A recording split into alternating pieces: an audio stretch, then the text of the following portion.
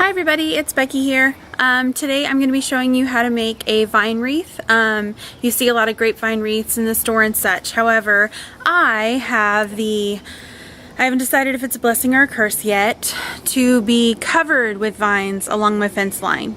They grow pretty aggressive, especially during the springtime, and so instead of just chopping them down and not having a real purpose for them, I like to take them and make wreaths, and I use those to craft. I use them to gift to others, decorate the house, so on and so forth, and they turn out really great. So what I'm going to do today is I'm going to take some off the fence and I'm going to show you guys how to make a grapevine wreath. So let me get them taken down and I'll show you the next step.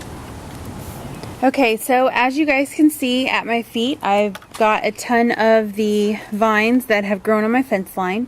What I'm going to do next is I'm going to start picking the leaves off the vines. It's really easy. They come off with no fuss or fight. I'm going to get all of these ripped off and then I'll start assembling the wreath form. So let me get these stripped and I will take you guys to the next step. Okay, so as you guys can see, I've got my vines pretty much stripped. There's a few random leaves, but those will come off as I'm working with them.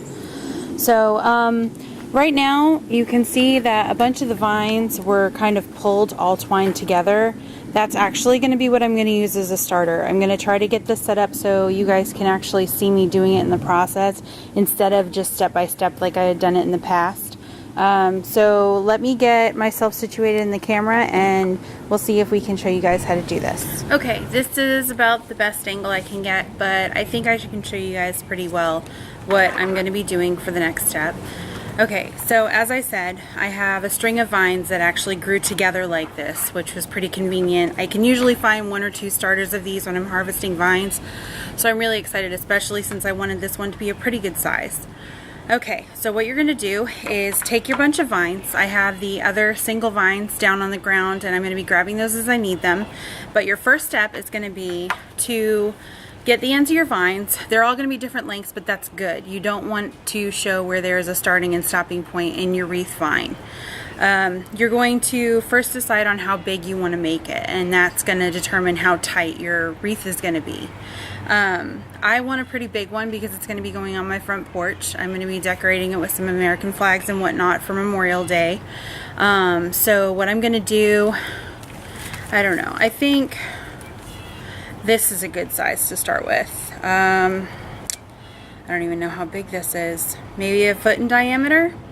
So what I'm going to do is I'm going to crisscross where I want the circle shape to be, and you'll see that I have all these extra ends and stuff. Those are going to be wound in later, so leave those hanging out. And what you're it's a pretty simple method. What you're going to do is you're just going to take it and start wrapping it around your ring shape.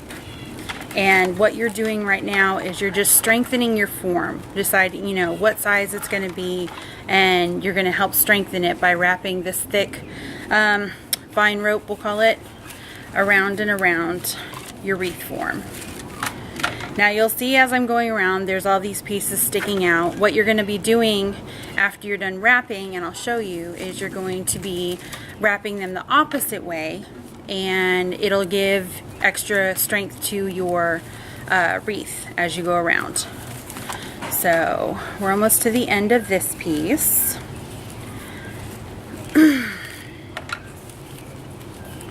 Wrap it around and around.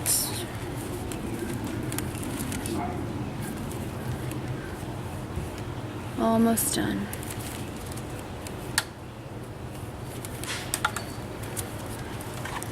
I started doing this because I refuse to pay the obscene prices that are in the stores for grapevine wreaths. I love the natural look of it and the aesthetic that it gives to whatever you're decorating. I've used them for Christmas time, fall, Easter. I mean, grapevine wreaths are pretty universal in regards to that. But I wasn't going to pay, $10 a piece because that's absolute craziness. So Anywho, okay, so this is wound, as you can see, pretty good circle. Now what we're going to be doing is we're going to be going back, and all of those vines that are pointing this way, like this wild one, we're going to wind this way, and you're going to do it the opposite way you wound the initial rope. And the reason why you want to do that is because it's going to create tension the other way, and it's going to help keep your ring form a lot better. In the first stages of me doing this, I was winding them all the same direction because I thought, you know, that's the way it was supposed to be done, and I ended up giving no strength to my wreath, and it ended up bowing and ended up looking like a lopsided Easter egg. So the reason why I go back and forth like that is to keep the true circle shape. Now, obviously, as this is drying and stuff, if you want to do the elongated shape, which is really cute for Easter, to create basket shapes, for flower arrangements, you can totally do that. But like I said, I want a true circle shape for the Memorial Day wreath I'm going to be making for my front porch area. Okay, so most of the odds and ends are tucked in. There's a few stragglers, but those will be wound in as you start adding more and more vines. Now what I'm going to be doing is just picking up the vine pieces that I have down beside me, and I'm going to start weaving those in. What you want to do is, like I said, you don't want to show where the wreath ends and begins. So start with your end piece and literally just find a spot to tuck it in. And once you find a spot to tuck it into, just start winding it. Just do the same, you know, method that you were doing before. So I stuck this in, and now I'm going to start just going around, and I'll keep doing that and repeat and repeat and repeat until I've used all my vines. And once I do that, I will show you guys what it looks like. So stay tuned. Before I forget, there is one tip. When you are winding your wreath, make sure you're doing it pretty tight. Don't do it so tight that you're going to risk the vine snapping, but do it pretty tight, because the vines, as they dry out, will definitely lose some of their girth, which means that some of the vine pieces will shrink. And when it does that, the vine shape can loosen. So make sure, like I said, you're making it pretty tight, pretty snug. You don't want, you know, so much tension on it that you're going to worry about breakage as it dries. But you definitely do want to give it, you know, a good tug as you're going around with your singular pieces. So don't forget, make it tight. Okay, everyone, so I have finished my wreath, as you can see. I wish I did. I don't have the patience.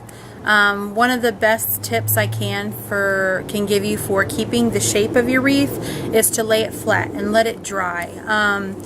It takes a long time, but for the most part, you can get it dry to where it'll keep its shape within a couple weeks. Again, like I said, I'm not really a patient person, and the fact that I have the vines at my disposal probably makes me a little less patient than I already was. But I'm just going to hang it now. I'm going to decorate it with some American flags and stuff for, like I said, Memorial Day.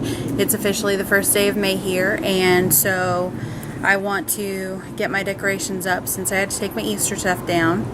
I don't like a blank canvas. I don't know. I'm weird. Anyways, so this is it. These can be used for many things, not just wreaths. I've taught my girls how to make them, and we use them as, you know, floral crowns. They weave flowers in them.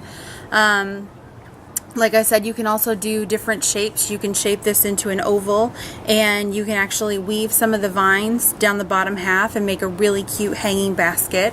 That's an awesome idea. Fill it with flowers for most any seasons. I mean, vines really do go all year long.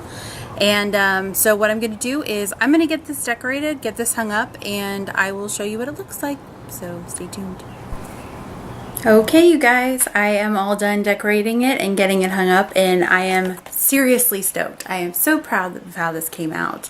And again, my favorite, it was absolutely free. I had some flags left over from 4th of July 2 years ago, and I actually used some of my wedding flowers, which worked out. They're these little cattails. Yes, I had cattails at my wedding, but it was super cute. Anyways, so let me give you a final look. There it is. And literally, with the way the grapevine is, it just goes right on the nail. You don't need any hanging hardware. It'll be strong enough to hold. No worries. I took the two flags, draped them down, put a raffia bow, and like I said, added the cattails just to give it some rustic elements. Like I said, I'm super excited the way it turned out. I'm really excited to have this up for the month of May and for Memorial Day. So, see? Absolutely free, and it came from the backyard. So, like I said, I hope you guys, as I always do, I hope you guys give this tutorial a try. It cost absolutely nothing. It was super easy to do, free, and the possibilities are endless. Like I said, you decorate these for every occasion all year long. So give them a shot and share with me if you do. I'd love to see them. Talk to you soon. Stay blessed. Bye-bye.